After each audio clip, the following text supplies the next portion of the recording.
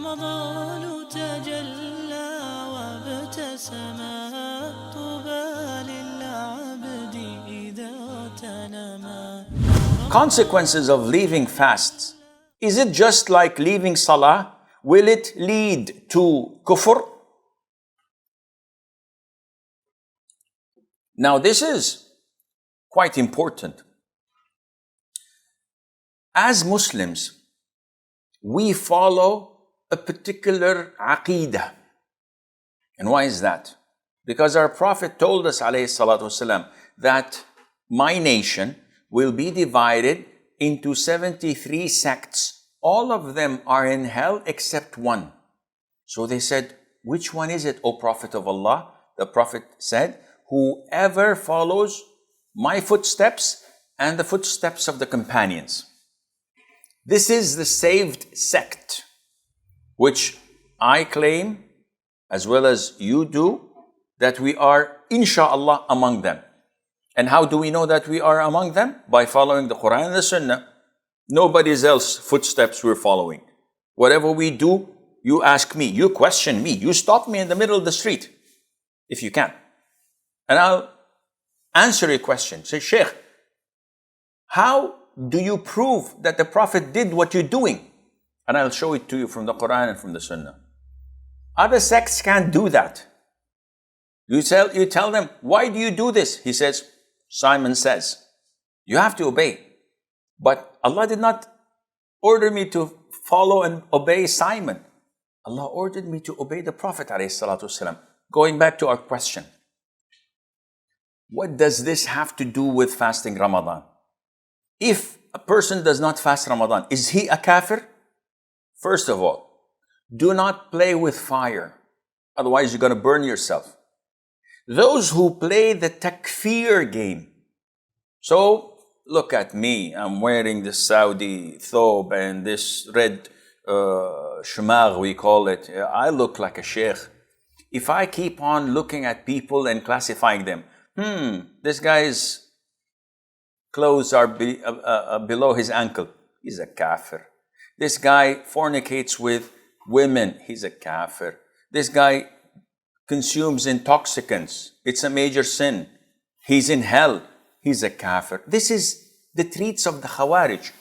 Allah did not send me as a judge. I'm going to be questioned about my own actions and beliefs, not about others. So why would I engage in giving takfir to people? Not that it is not part of Islam. It is part of Islam, but not to every Tom, Dick, and Harry. This is something that is given and appointed to scholars of Islam. After fulfilling the conditions, this individual, he's a kafir. Did you make sure that the conditions are fulfilled? Did you interview him? Did you interrogate him? Are you sure that there are no obstacles available in him that prevents us from labeling him as kafir? No, I didn't, but he did so and so, he's a kafir. You're wrong. The Prophet says, whoever says to his brother, Ya kafir, one of them is going to pick it up. Either he is truly a kafir, it's going to stick to him. If he's not, it's going to deflect and come back at me. And I'll be described as a kafir, and this is a serious offense. So coming back to our question, the person who does not fast Ramadan, is he a kafir? Ahlus Sunnati wal Jama'ah, and this is very important. And this was mentioned in Al-Aqidati Tahawiyyah, which is a big book that speaks about our Aqidah.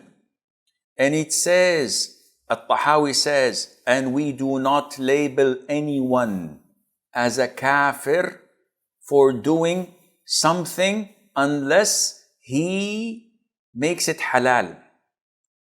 We do not make or label anyone kafir due to a sin he committed, unless we say that he says or believes that it is halal. Now, this statement also has been explained by many scholars before.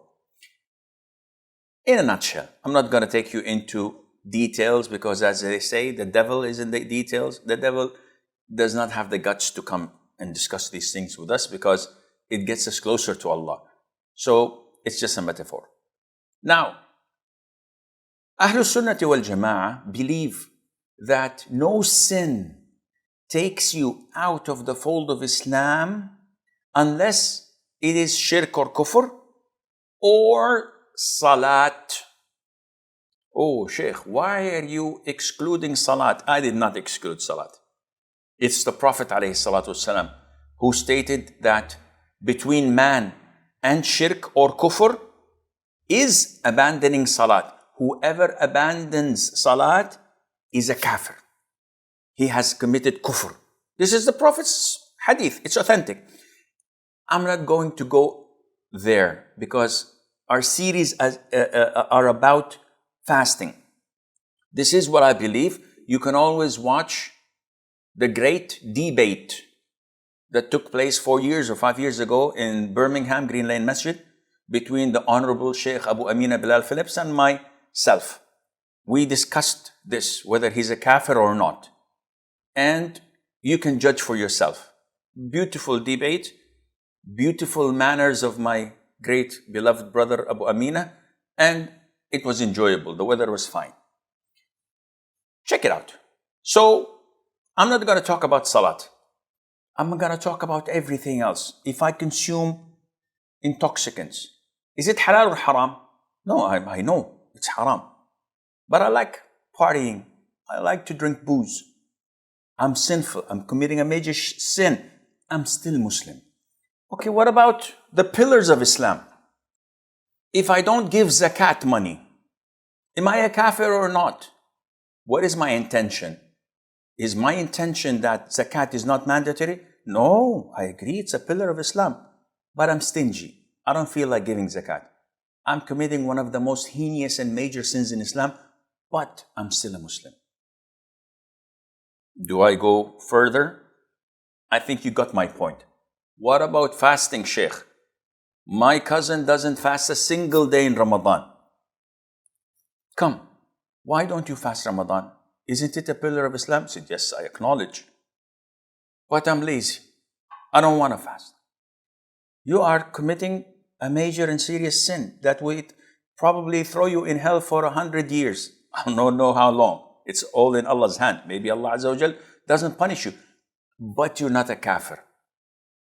You're still a Muslim, but in great danger.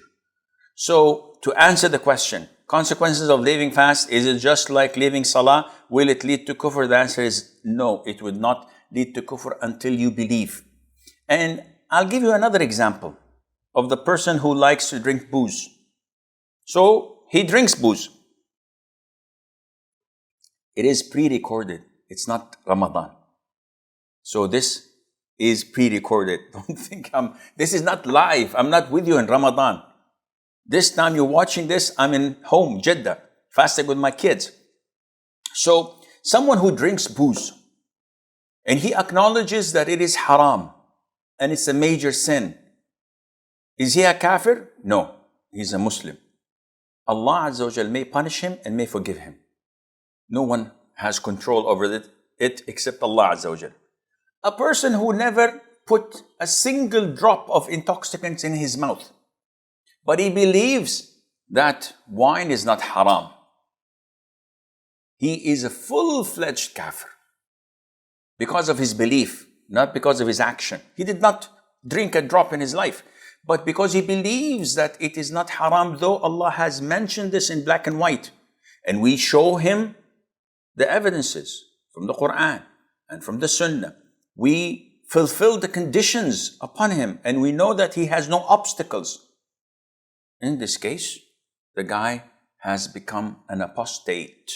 So this is a very important and big difference between the two. When a person makes a sin, believing in it, and when a person believes that the sin is not sinful and he refuses to acknowledge it, and Allah Azza wa Jal knows best.